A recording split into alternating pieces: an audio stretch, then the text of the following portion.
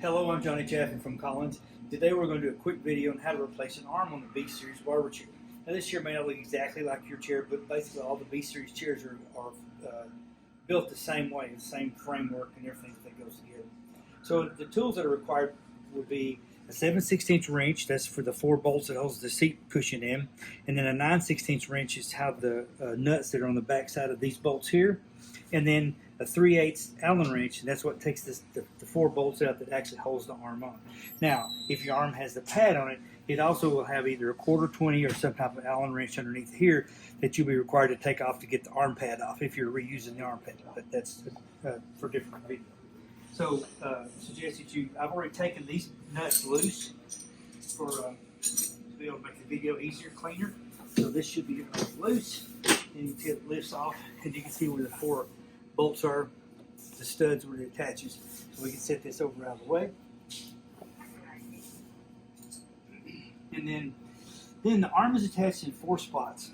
So you have, this goes through the angle iron frame, and there's a nut on the back side.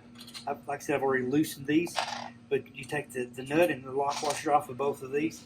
These are tapped into the arm assembly, and it's kind of difficult to see in there. But when you take this off, the back will be loose. So when we take the bolts out of the arm, and I have it hold the nut.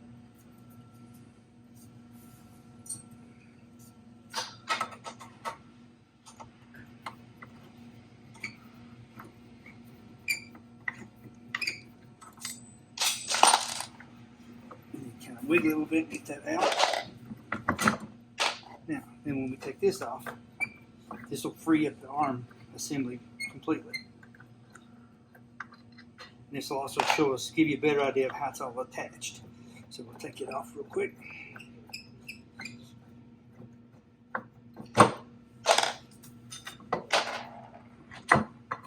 So as you can see, the right and left arm are the same. And that's true most of our B-Series chairs. And of course, these are the 2 attachment points in the frame itself, and this is where the back attaches. So obviously the assembly is opposite of reassembly, or reassembly is opposite of disassembly, but this will give you an idea what the bolt looks like underneath here. Sorry.